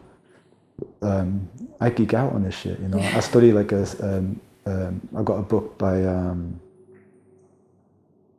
oh God, what's that guy's name? Oh, it'll come back to me. I got a book anyway on the surface of the cell membrane, and I found it really interesting that they were showing that there was weather cycles happening on the cell membrane. I thought, like, wow, it's like basically the Earth is comparable to a cell. You know, I'm not saying it is, but I just find that kind of philosophical way of thinking, correlation interesting, you know. But that's like terrain. Like, yeah, we definitely have a terrain. We're not a machine in the same way that a microwave or something is. That you can have changing parts and all that. Things are always changing. I mean, wow. I feel like, I think it's so cool that you've just gone off and done your independent research. You know, just looking in, because what's happened is like, I just think we don't know. There's so much we don't know, and because we've been infiltrated with all this information that isn't necessarily true. So it's like, how do you, if we don't know who we are, do you know what I mean? Then what are we doing? So it's just very cool that you're just doing it, you know, just going out there, diving deep. Well, yeah, and I'm still learning, you know, like even what I'm saying, I second guess because I've got my notes, I've got my books, I try to listen to as many different types of perspectives of the same thing as possible to get like more of an oversight view and see what resonates and makes more sense. But what happened at the start of the lockdown, when I was sharing the information... Back to that. because I was just saying, like, it galvanized me to get into education. Okay. You know, because not only did I leave home at 14, I left education. So I don't have any qualification, no formal education. Yeah. Up until now, you know. So up until now. So it's up 2020, I just... Because I've been gigging, like, back to back for about 25 more years. Wow. Right? Honestly, DJing, and organising events and playing in bands. Yeah. Like I've got over 1,000 flyers with my own name on it, you know what I mean? It's like I've been playing out. I don't even make time to make mixtapes. I just play live, and I love that, you know, because my vibration is all about this live energy. Yeah. And the projects that I like to put together aren't just so much like recorded studio projects. I like the live event experience. That's where I see myself as an artist, you know, in curation and creating an environment and immersive experience and being able to direct that and know what's going on. In real time. Yeah, but with 2020, everything got shut down. I can't do no gigs. Oh my days, what's happening here? Like, you know, luckily enough, I've only got a few people. Like, we were having little house parties for our own mental health and just be like side-eye together. So you see what's going on? Yeah, I see what's going on. I love that. But with that time that I had anyway, and the fact that when I was sharing information and it's being inflammatory to people because the idea that radiation could be a problem is you're insane, and I'm like, well, here's all the information that proves it. You know, because it's correlated to observation and science on the science. It's follow the science on that one. You know, because they try to tell you like non-ionizing radiation doesn't have any problem to the living system, but that's nonsense. It's a different way. Like the ionizing radiation will mess you up directly straight away. Non-ionizing radiation is more like the lobster in boiling water syndrome. You know, and some of the mechanisms of why it does cause you problems is. Like, for example, on your sweat ducts, you have salt water, you know, and this ionizing radiation can heat that up and affect your entire endocrine system. That's just one mechanism, you know. Another is also interfering with our relationship with what we know of as our circadian rhythm and having the signals from the cosmos and the light. And the same way I'm talking about the blue light toxicity from screens, now when we have Wi-Fi on all night, and we can't avoid it, it's almost like having the sun on all night, you know. So Yes. that's an issue. That's again, it's all oxidative stress, free radical damage in the body, you know, and it's a real thing. But anyway, sharing that type of information, and I was also even like telling people what's coming down, what the plan is in regards to the fact that they're going to be rolling out this jib job thing, and they're going to make it mandatory, and they're going to do this and the other. People are like, oh, you're crazy. It's like, well, we're here now, and we're in 2022 now, and I did mention at the start of 2020 that this is likely to happen by the start of 2021, and everyone's like, that's not, you can't get, there's no vaccine, that's not going to happen. Da, da, da. I said, yeah, you're right, there's no vaccine, it's an mRNA gene therapy technology, but yeah, okay. They're going to have it ready by 2021, watch. And they did, they had it ready by December 2020. You know, warp speed. You know, everyone thought your man Trump was a hero, but he's part of that Operation Warp Speed, you know. It's all Punch and Judy show shit going on in the political theatre, you know. You don't want to get caught up in that left-right thing, because with Trump, he was used as a poster boy to get Biden elected, and Biden is an original racist. He put through the crime bill, you know, most racist policy that the United States has ever seen. You know, and I don't know how people can't see it through his little slimy facade, you know, especially now in his declining years, where he's like just coming across weird and creepy. He put through this bill before? Or? Yeah, when he was younger. There's a bill called the crime bill, something crime bill. But you can just look at Biden crime bill and you'll see what I mean. Okay, cool. It was really about racial profiling. Oh yeah, no, I did hear about this, yeah. Yeah, it was really pushing down on racial profiling and increasing sentences. I mean, I just feel like you were in the boat of a lot of people who, for some reason, like I had a lot of information in 2020 as well, and it came true. You know, I thought it was kind of obvious what was going on. I was taken aback by it, but I was more suffering from anxiety. My anxiety went through the roof. But not because of the way Babylon moved. It was more the reaction, how spellbound people were, including people I was living with, looking at me like I'm the crazy one for pointing out what I consider to be very rational points. Yeah, this is, it's a crazy period of time right now, because I feel like, I saw this meme and it was like, it's never been more obvious how you can be living in a completely different world to standing next to someone. Yeah. But that's what I mean by saying that I was already in that world, you know. Because when I come to of course. When I come to London, I was thinking like, a lot of people don't even know what's going on in Belfast. Yes. You know? Yeah. And it's not like that now in Belfast so much, by the way. But when I was a child, it was. Yeah, of course. You know, so when I come over, I'm thinking like, I kind of had a little bit of resentment towards everyone's naivety, and because I was working behind bars and in warehouses and stuff, and I just remember people being so blasé with their credit cards and and me being a little bit bitter about it. But I got over all that. I used to have bitterness towards the soldiers as well, but I've come to understand that they're also being exploited because they target people in like the poorest communities that have been engineered to be poor in the first place.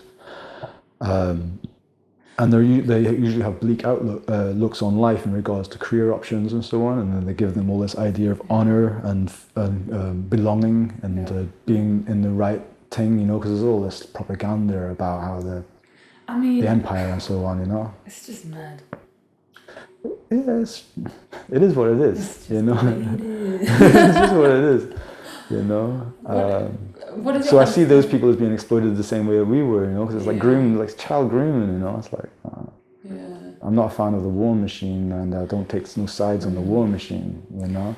Yeah, this is exactly it. I feel like it's just being able to like come out of all of this conditioning, because it's everywhere. There's a lot of unpacking to do. Like unpacking is the most important thing to do, and I think it's probably harder for some than others. You know, for me, I, in some ways, I feel almost blessed that I had the rude awakening at an early age, and then I had the good fortune of being introduced to hip hop and dance and good people, and then get to travel and have my eyes open to seeing things around the world and integrating with all sorts of different cultures, and being able to recognize that there are no stereotypes in regards to, like, you know, what you may have a preconception about people because you've had an indoctrination about other cultures. Yeah. You know, but once you start like traveling and being around people, you realize everyone's as quirky as everyone. You know, there's all sorts of like just mad hatters out there, and everyone's quite friendly and cool, like, you know. And I think people are good natured in the core as well, even when they're in positions where they do wicked things, you know, which is like what you were asking me about the they hierarchy. There's definitely people in the whole just going along to get along with stuff, not giving it too much mind. Their mind and attention is elsewhere with their family and loved ones and so on. Doesn't mean they're necessarily bad people because they're doing bad things. Yeah, that's a big one. Yeah, but it's a thin line though still. Yes. That vibe there, you know, because we are living in the information age, and you know, you can unplug from that. I do also love what you said about, I mean, I feel like your journey, a lot of it has been about food, health, you know, herbs, you know, coming into this awakening of what's happening. And I feel like that is like the point, the starting point, because it's what you're putting into your body, and that's when everything shifts and changes. Like, when you change your diet, what's your understanding of the spiritual side of things? Because I feel like there's also, sometimes people separate it, like coming to the awakening of what's happening in the world, but then also going through your own personal, how did it feel?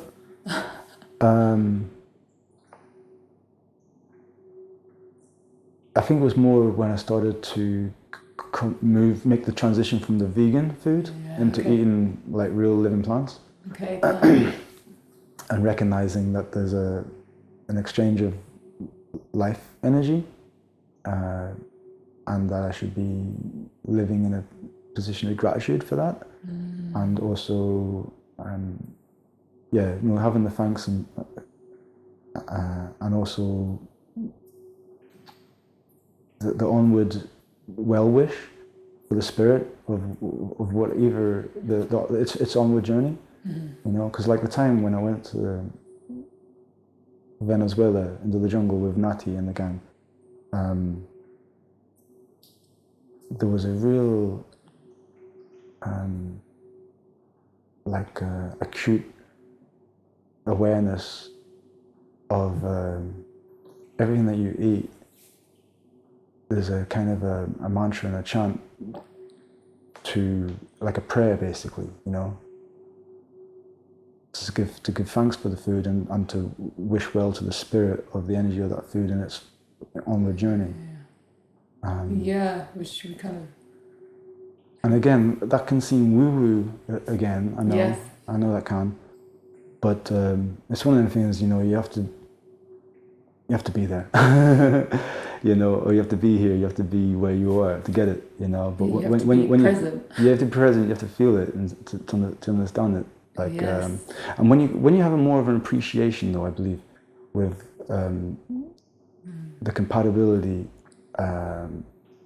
of you and what it is that you're going to digest, you have a higher appreciation for it. You know that you're doing yourself a good service, and you're living, you know, more in harmony with the ecosystem. Because there is a lot to give thanks for that, and the fact that you've been provided sustenance in the first place, and that it's so tasty, and you get to share it with people that you have a good vibe with, and the fact that it's, you know, it's a blessing to be alive, even in these times. You know? Especially in these times. Especially if you think of it in the terms that you come in here with spiritual armor to do something of a purpose, you know, maybe in these revelation times, you know. I don't know. Sometimes I just like to enjoy my life, but, you know, we have these missions as well, you know. I know. It's a challenge and a test. So if you can balance it all out, you know, because I said the other day, I tweeted, you can make your lifestyle your protest, but don't make your protest your lifestyle. I was going to ask you about this actually. What did you mean by that? I mean by your lifestyle itself can be your protest. You know, everything that you do. You know, like you're doing it in spite of. You know, you're gonna, like, joy. I'm gonna live my life in love and joy and harmony, in spite of all this stress. And then the other one. The other one is like don't make your protest your lifestyle. You know, that's and by that I mean, if you're going to get caught up in the protest, what are you going to do when the protest is over? Oh, wow. Don't get addicted to the protest. You know, because it's not you don't want to make that your ego. You don't make that. You want that to be you. That makes sense. You're not an activist for the sake of being an activist. You know, you're not protesting for life. Gotcha. You know, you have a protest, but being at the protest isn't the best way to deal with it. The best way to apply yourself to a protest, I feel, is to make your lifestyle your protest. That makes sense. Yeah, I saw this one thing. It said, the resistance isn't something you join, it's who you are. That's perfect sense. Yeah, it makes perfect sense. I was thinking about it. I read it, I was like... And resistance as well is part of traction. You know, it's a part of engagement, you know. I can't remember where I read some other parable. It was like talking about, I guess it's related to you don't fight fire with fire. But it's also looking at the idea of, say war is like a fire lava flow, and it or even a snowball effect, but let's say fire, and it's flowing and it keeps getting bigger because of all the more fire it's attracting in regards to like resistance. You know, because you know, it takes conflict, you know, to create war. Yeah. You know, so if you don't engage with it, it kind of fizzles out. Yeah. So I'm like, if you step out of the fire, you can let it pass, or you can just let it fizzle out. I love that. You know, and so that's why I'm more like, let's step out of the fire and concentrate on what it is that we need to do to build a better world for ourselves right now. You know, because I really believe in making the system obsolete is a better way of dealing with it than trying to resist it and attack it. Yeah, you know, definitely. I use the word reject rather than resist. Yeah. You know, I reject it. So I just would like. I mean, I make use of what I find not soul destroying. Yeah. But in general, I reject it, and I believe that we need to build something. Not necessarily to make the whole thing obsolete and disappear, but make it obsolete in regards to our dependency on it. Yes. Yeah. And then maybe it will disappear. No. I just want to ask you some questions. So, what is your understanding of? Look, I feel like a lot of things are just backwards, and that's just kind of the way it is. What's your understanding on why? Can you give me an example of what you think is backwards? Just, we've come so far, everything you're explaining really, so far away from nature, away from who we are, away from natural medicine, it's to the extent now people just believe that it's a conspiracy, So what is your understanding of why? I believe it's absolutely done by design. There you go. It's been in the works for a very long time. That's like colonialism starts in the colon. Yeah. And I mean that because, like what I was saying about the introduction of colonization coming through trade and destroying people's health and minds through refined foods and sugars. This was the beginning to make people weak, sick, and diseased. So why do you think that was done by design?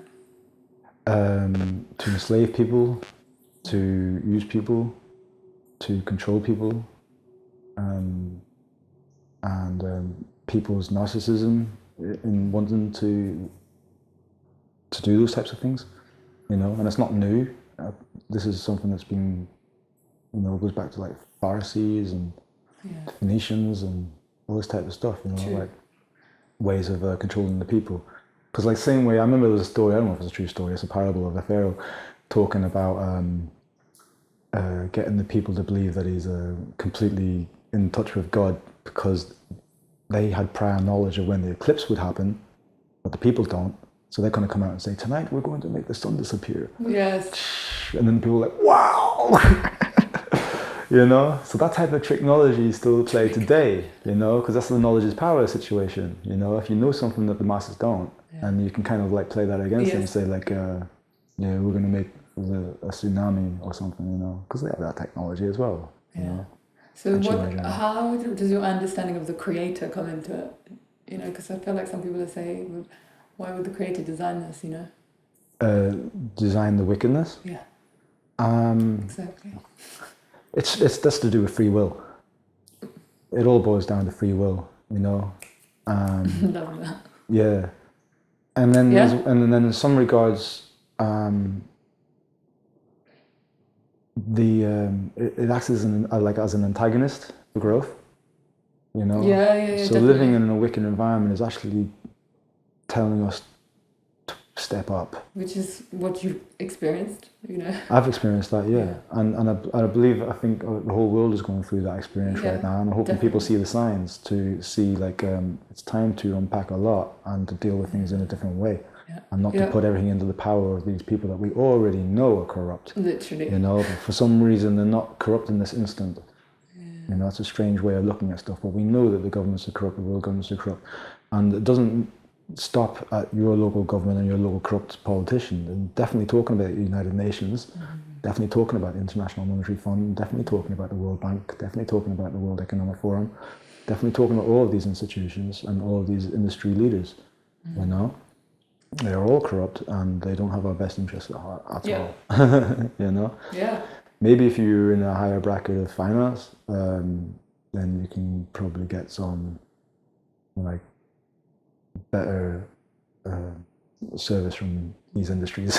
But for us, it's they're playing with our genome and they're playing with our minds and they're educating us in a particular way and they're devitalizing us and they don't want us to be connected spiritually, which is why a lot of the herbs that help us with those types of meditations are made so illegal, and the fact that now they're going to legalize stuff that they've actually engineered them in a way that they feel is safe to unleash on the people, like the so-called medical marijuana. They've been splicing that with the opium plant, so now it's going to become a heavy opioid, and that's going to cause multi-organ tissue failure and dementia and everything else and cancer. Whereas it used to cure all those things, Yes. So stick to land race when it comes to cannabis. Honestly, you don't want to be dealing with these GMO crops, especially the ones that are made with hydrogen cyanide, that type of stuff. That's going to cause you to choke on its own. Hydrogen cyanide is what they use in chemical warfare. It's Cyclone B. They use it in pharmaceuticals and they use it in pesticides and herbicides, and they're using it now in growing their buds. I'm like, no, stay away from hydrogen cyanide. You don't want no cyanide in your body. Yeah. It's so mad. I feel like everything's just become normalized. Disease is so normal. Oh, yeah. It's just so normal. You can't even imagine a world without it. That we need these drugs to. Yeah. And it's just so backwards. And I feel that deep down, but a lot of people don't really understand in that way. It's quite mad. But what would you say to someone who's coming into all this information now? Sometimes I think it can be a bit overwhelming, Yeah, I mean, when you find out everything at once, it's overwhelming. So I guess for me, it was like slowly recognizing things and having all these epiphanies after one another, and trial and error stuff of mistakes with myself as well. Like I said, like when I first went vegan, I was going on the completely wrong path. Yeah, true. And I think it's probably even worse for people now because the vegan industry is much larger than when I made the transition. Definitely. But it's just a process of unpacking and just recognizing, trust your instincts really, because there's got to be something deeply inside you that's telling you that, how does the sun make you feel? Yeah. How does the sun make you feel really? Like when you're out there, it's a lovely sunny day, and when you're around somebody that you have a good vibe with, and you're vibing with them, that resonance is better than being around stressful energies, right? Just pay attention to these types of things, and try to make your environment a healthy one for yourself. Create some boundaries, in regards to what disturbs you, and then even if you're going through a situation where you're feeling really lethargic and addicted to poor diet and drugs and pharmaceuticals and so on, you've got to take baby steps to unpack all these things and bring yourself towards a more nutritious lifestyle, because these are the things that we need to make. Because really, before you can even think straight, you need to sort out your lifestyle and diet. Yeah, 100%. Because a lot of it's not even gonna stick. Yeah. You know, the memories are going to be like, Yeah. what am I learning? What am I Yeah. thinking? It's just that's where it becomes overwhelming. Yeah. You know, but I would first try to address your anxiety, and I'm just saying that as if like everyone's got anxiety. I love that because we do. Everyone has anxiety, you know. So I'm saying address your anxiety, because when you find yourself in a calmer and more still place, you can make better decisions and see things better, you know. And you can absorb. And that's one of the biggest weapons that they use against us, is creating this climate of fear. Very true. You know, which is another reason they want us at each other's throats. Because even and that actually relates to what I was saying about don't make your protest your lifestyle. Yes. Because now you're part of the stress paradigm. You know. Yeah. Because because now you're in an argument. You know, you don't want to be in an argument 24/7. You need to be in a place of stillness and peace. It's so true. Yeah. Because I do my arguments because sometimes I'm deliberating my thoughts, and I like to kind of like battle my thoughts out with people, because to me it's like a learning experience for myself. Yeah, I also think you can get to a place where you can feel that energy, that anxiety coming, but you can also just find the stillness and then talk. Do you know what I mean? Yeah. And I try not to argue with people anymore. These days, all I want to do is just relay information. Yes. You know, which also I find kind of really. That's funny when you're relaying actual factual information and people will talk about conspiracy. I'm like, no, actually, there's no theory involved in it. I have theories. I have theories about what's going on, but I'm not sharing them. Yeah. You know, I very rarely share my theories about what's going on. I always just share information. Yeah. I think this is one of the biggest misconceptions that people think that, you know, the general conspiracy theories are not evidence-based and information. Oh yeah, okay. Well, that's what I'm talking about. I'm not even sharing a theory. I'm just sharing the evidence. No, but people call them theories. Yeah, I know. Even if they're watching a video, say, look at this. That's a conspiracy theory. It's like that. Where's your eyes? Yeah. You know, I know that they have what they call deep fake and all that type of stuff. So you can't believe anything you see either. Yes, true. You know, but accumulative observation, using rationale, logic. You know. So another question now. So, is there anything you would like to say to someone or anyone who finds it hard to believe these and sees things as just conspiracies? I think you're doing yourself a disservice if you don't look at things with other perspectives, or just dismiss stuff. It's not helpful, and I think deep down you know. I think deep down you must know, and you can't live in denial. You know. And it's better to take some comprehension of what's being stated rather than dismiss it, because then you can make an argument, you can make a case against it, and you can build on that information. But when you just dismiss information and dismiss people as ridiculous or whatever, you know, no one's learning anything. You know, so even if you want to challenge people, at least get to grips with the information and challenge the information, rather than try to dismiss somebody as ridiculous, because you know that's just a coping mechanism. You know, like, and the idea that everybody thinks the same, it doesn't work either. You know, because that's another thing about the label, so-called conspiracy theorist. Yeah. You know. It makes you think that you're all in the same club, getting the same memo or something, you know what I mean? You know, because I've had that conversation before. I remember I was talking to somebody about the dangers of the cytotoxic effect of the spike protein and the blood clots and blah, blah, blah. And they were like, oh, you think there's microchips in the thing? Yeah.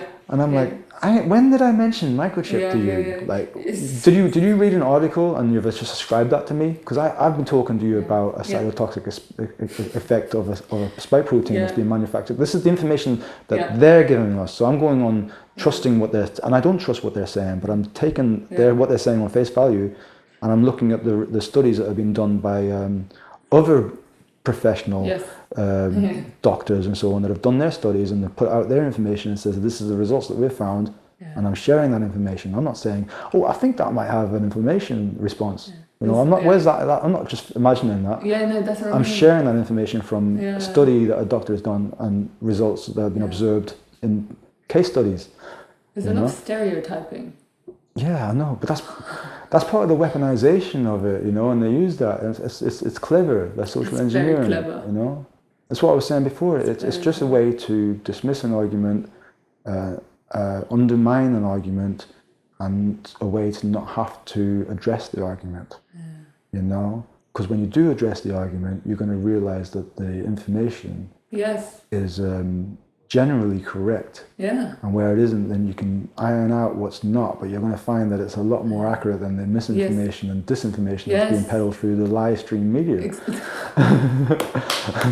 And also, how can you iron it out if you're dismissing it, you know? Yeah. Because it's like you said, I love how you said, I think you know deep down.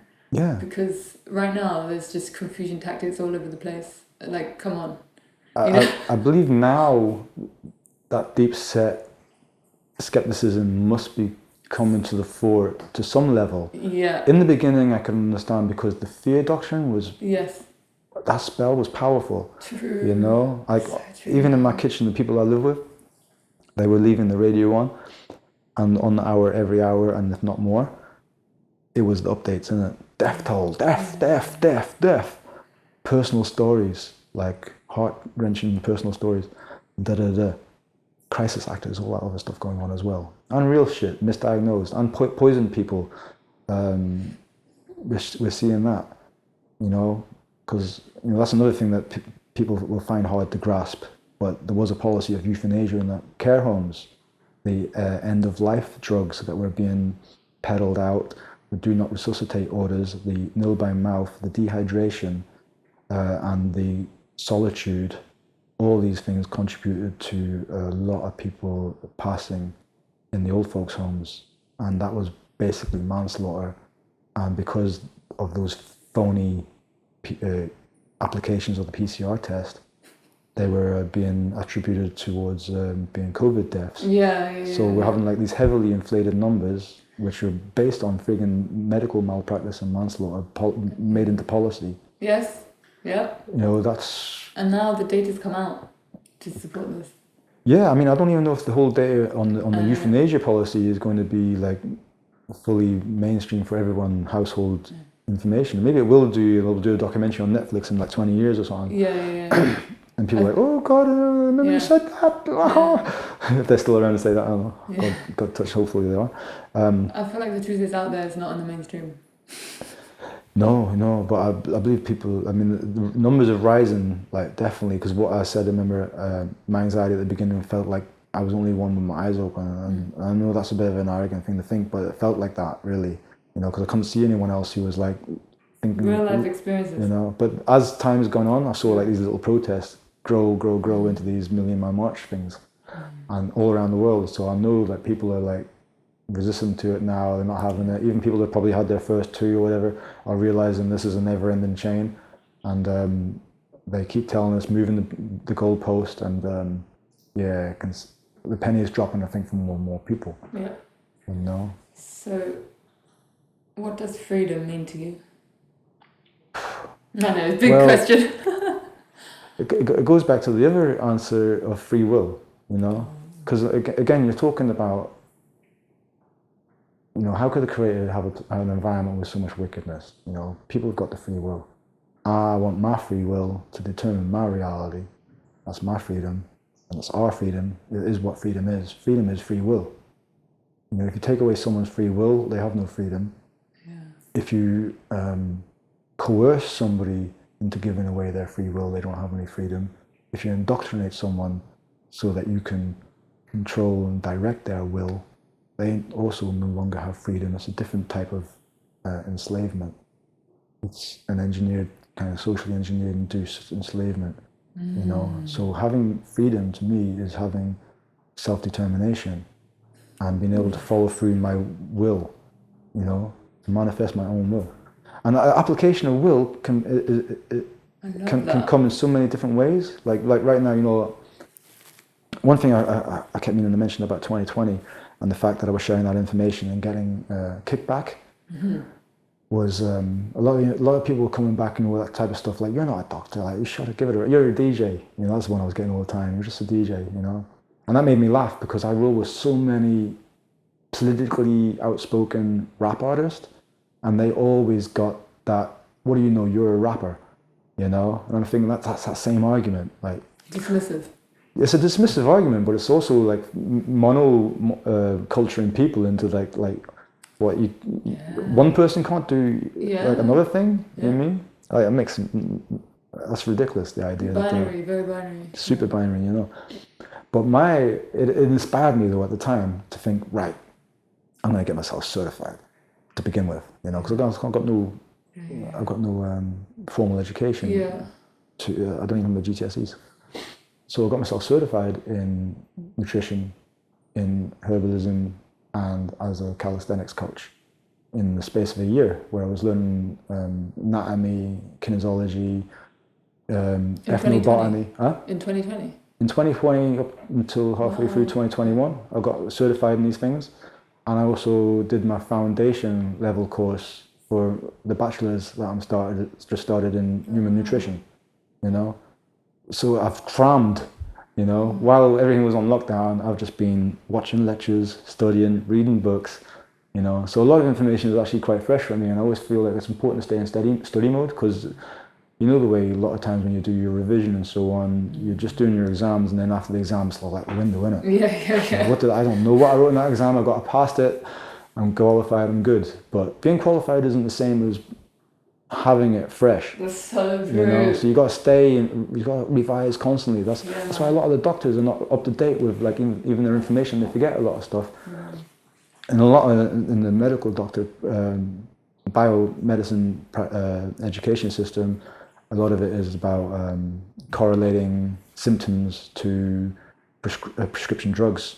Exactly. And then following those studies, and those studies often, you know, as you know, are financed by the industry that is going to profit from them, you know.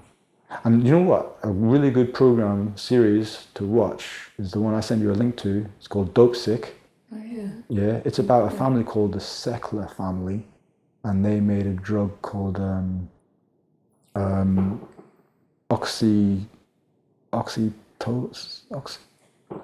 what's it called? People will know it. It's a really famous opioid, you know, oxy something anyway. But the series is called Dope Sick. And it's a family, a very powerful family, pharmaceutical company, who knowingly and willfully pushed an opioid as a pain relief for very, very minor pains, in full knowledge that it's an addictive drug that causes tissue failure and just, you know, it will cause the body to break down and die, you know. And it's as addictive as heroin would be, possibly even more, you know. And they worked, and it's in the series. It's a dramatization, but it's a non-fiction series, and you can look up the actual court cases and everything. Follow the investigation, everything yourself. But the series, I think, is good because it's the kind of thing I could show to my mom or whatever, and then they're going to see like, oh yeah, God, these farmers, they're crooks, aren't they? You know, like once you see it and you relate it, you go like, oh, yeah, they're absolute crooks, and they're not alone. Like that's a representation. That's your Pfizer, that's your Moderna, that's your J&J, that's your AstraZeneca, that's the Wellcome Trust, that's the GlaxoSmithKline.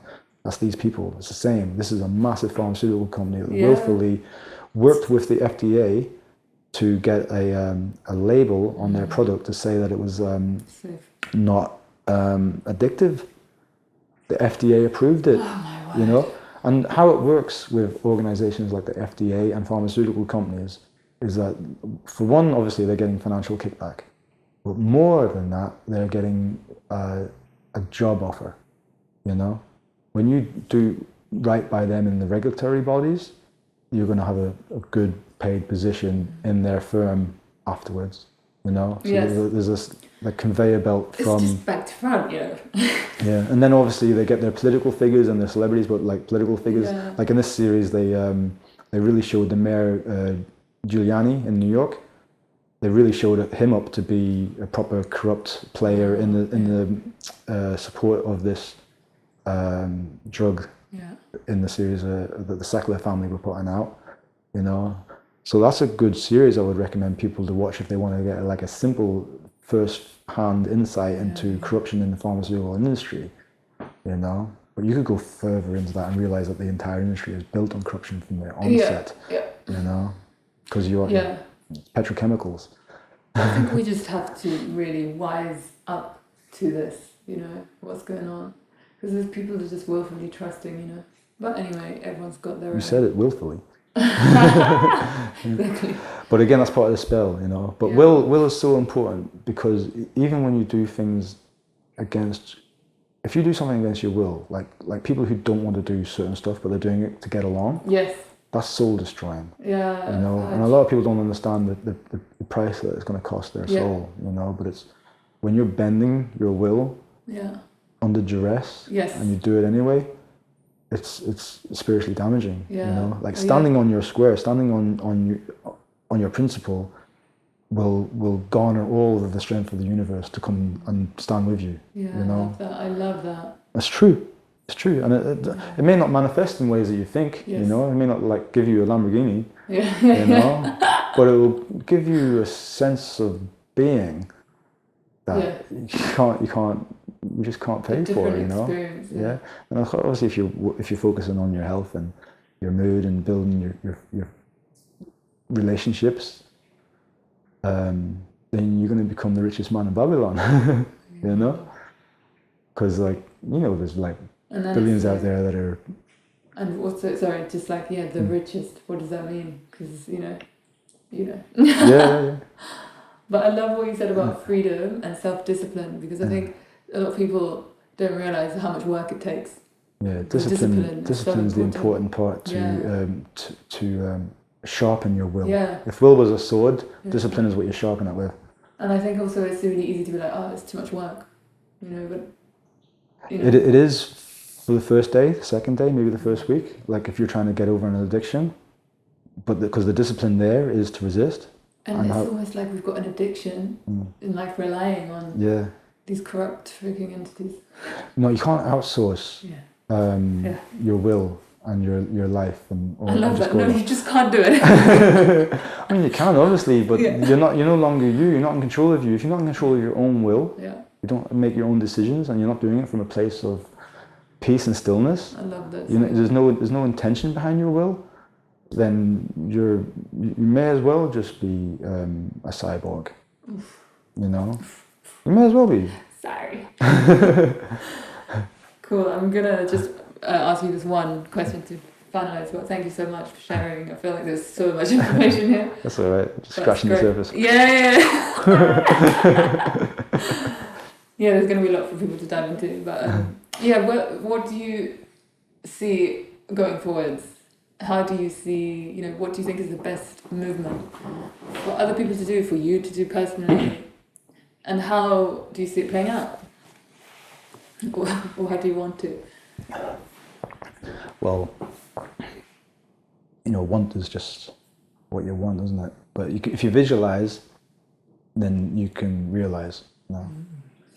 And I really, I don't know, maybe it's a naive like side of me, but you know, I believe in like good overcomes all, and all comes to the light, you know. So I stand really grounded in my spiritual armor. Gives me the sort of the faith that I can't be destroyed or harmed. I love that. That's powerful protection. It's powerful protection, but also I can't be burnt, can't be touched, you know, and you know, I don't separate spirituality from science, right? I'm a science geek, you know, so if you get your tuning fork, ding it, ding, put it near a flame, the flame moves, you know. What we are as spirit is vibration. I love that. You know, you can't burn the vibration, you can't shoot the vibration, you can't even really disturb the vibration. You know, if you are in control of your vibration, if you're in control of your will, and you stand firm in your intention, your vibration is going to become your vibration for real. You know? Because people are manipulating your vibration. That's the embodiment. Yeah, you have to embody yourself. Be you. Be like I just keep saying like about will. You know, another simple application of will. Say for example, I got myself certified in calisthenics, right?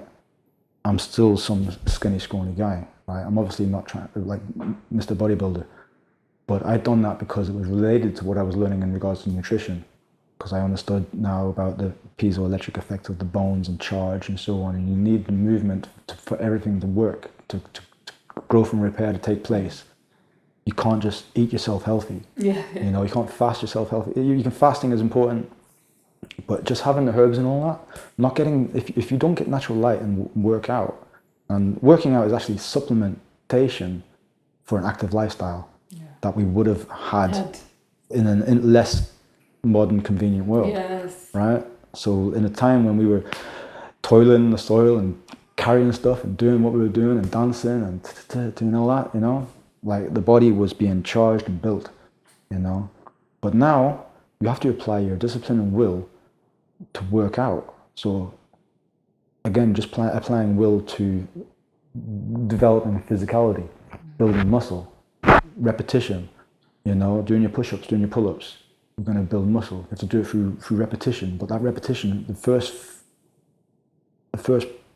thought is your will. You're determined to do it because you're doing it, you know. And as you do it, you're going to get results to that. You're going to develop what you've set out to intend to develop, you know, which is like physicality, you know. So it's the same with the physical growth as your spiritual growth. And the spiritual growth ties more into how you apply your will in life. And again, that's down to discipline, the decisions you make and how well you stick to them, you know. And it doesn't. I don't mean you can't be unmovable, you know, because obviously you have to like reconsider everything in every single second of your life, you know. Like the sat nav should always be on. I like it that it's what you're describing is just being strong, like the real meaning of, you know. Yeah, well, I just tying it into will in general, like, but to relate it to what you're asking me in regards to where everything's going, I'm just saying that I'm on some hippie vibes, you know. I believe that good overcomes evil and that we can't be destroyed, and I stand firm in that faith, and that's probably what gives me the strength not to bend, because I don't fear anything in this world, you know. I don't fear any repercussions, and I actually understand now as well about the power of your will and the true contagious aspect of being the first one to put their hand up, you know, the first one to say no, you know. A classic movie I watched as a child that gave me this insight to be the one in the room to disagree with everyone and not be afraid to disagree was the story of the 12 Angry Men. You know that story? It's a book, but I saw it as a movie, and it's about these jurors, and someone had killed somebody, knifed or shot or something, and they're having their trial, and all the men in the jury are like guilty, 100% guilty, no doubt. One guy's like, I'm not so sure, you know, and they're all frustrated with this guy, but he's like, yeah, but this. And then the whole movie is basically a dialogue movie of these guys in a room, you know, and they're all being frustrated, and one by one they're all seeing the point, and they're like coming over and around, and then it's like, yeah, you're right, okay, like, so unanimous decision, not guilty. And then the twist is the guy who says it wasn't sure at the beginning, he's like, I'm not so sure, he might be guilty, you know. But to me, the whole argument was about the power of one to change the dynamic of the argument in the room, and also being able to recognize how fickle people are in the domino effect of that. Because once you get to critical mass of a point of view, the people who don't really have a strong point of view, they just adopt whatever the critical mass point of view is. Kind of what's been happening. Right? That's what's happening now. Because as people are starting to penny drop, as it becomes a critical mass, more people are going to be like, oh, maybe it's not conspiracy theory. Oh shit, what should we do about that? And it's happened the other way around already. Yeah. Well, it happened. At the beginning, you know. Yeah, but my personal plans for what I want to move on with what I've been doing is I'm going to set up my my little herbalist brand. I'm going to set up a little mobile herbalist disco.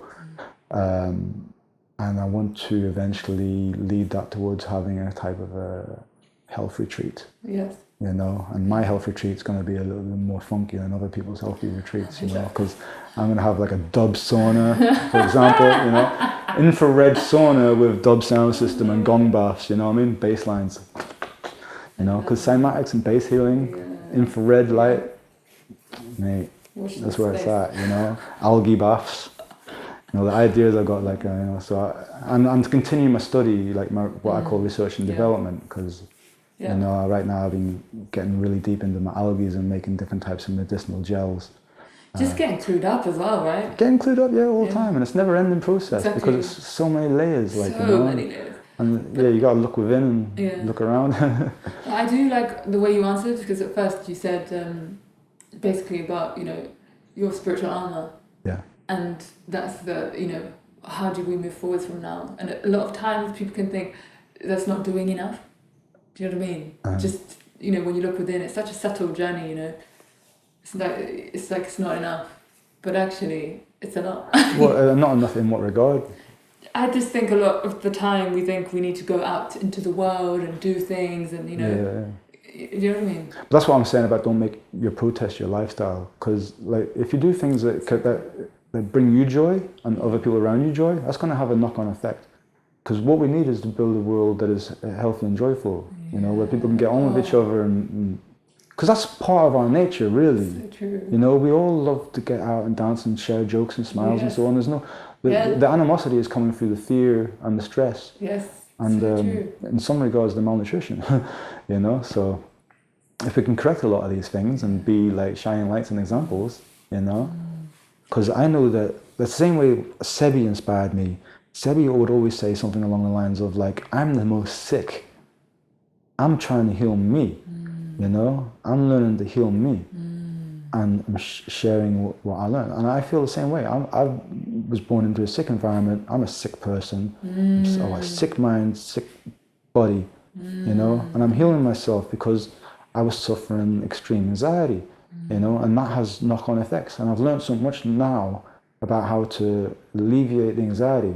You know, and it's not just the meditation and breathing and all that is really, really good, you know, but also learning now about balancing my omega fatty acids and, you know, just generally having better quality fats and more of a lighter diet, steaming the greens. Yeah, it's a holistic approach. You know? Yeah, and also not beating myself up over things that I'm not doing. That's a very good point. You know, or not beating yourself up when you slip, you know, because that's the problem with people who are trying to come over addiction. You know, you slip up and you think, oh my God, that's it. I've ruined everything, you know, but you haven't. You tried and you continue to try. It's always a struggle, like, and you're allowed to slip. One thing you should never do is beat yourself up over anything 100%. Like that, you know, especially when you're trying. You should give yourself praise all the time. It's very easy to do it. It's bound to happen. Like, it's very difficult to avoid. If you're addicted to something, that's because you're addicted. Like, it's a real thing. You know, you can't just stop. Right? Otherwise, you won't be addicted. Wow, I love your positive outlook. Well, yeah, I've learned because I've had so much affirmation. I've had so much affirmation in my life about following my instinct and it leading me the right path. Yes. You know, like even simple things like running events. You know, at first you have the belief, is anyone going to come? Is it going to happen? Da, da, da, da. And then it becomes, now it's second nature to me, you know, but it's like, and there's no stress involved in doing a lot of stuff that I do now. I just find it like really cool and easy. But at the beginning there's like all this anxiety and stress about like always making that first step, doing that first time, you know, like even right now talking in front of the camera. Like honestly, like I remember one time I had to go and do something like this several years ago and I was just choked up the whole time. I was so nervous, you know, so it's getting over like some public speaking. It's helped me to be able to talk more candidly like this. You're going to exercise it.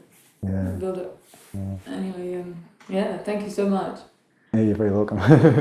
We're back for part 2. Pleasure talking to you. Yeah. And I'll put your links and stuff in the description. Yeah, hopefully they'll stay active. You know, because I already have my Insta taken down. You know, I just made a new one. But, Yeah. Cool. Yeah. Thank you so much for sharing this journey of yours. Yeah, you're very welcome. Thank you for inviting me here. I was very happy to come and speak to you, particularly because when I was inspired by reading your words, also, you know, because I read what you say underneath your post on the Instagram, and it's I like the way you articulate yourself and the words that you have to share as well. Yeah. Thank you. You know, so I feel comfortable to be able to speak because I don't always speak to people. It's that resonance. Word up. Bless.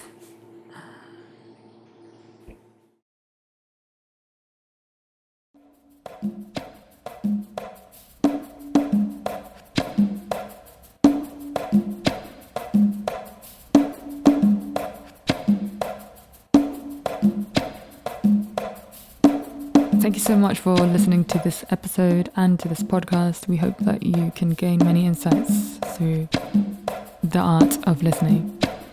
If you haven't already, we would love it if you can follow us on YouTube, on Instagram, and leave us a review on Apple Podcasts if that feels right for you. We've also just launched our first online course, Awakening 101. A Ninja's Guide to Navigating a Spiritual Awakening, which is led by me and is offered via donation. So if you feel called to that, then please dive in. It's available via our website. Thank you.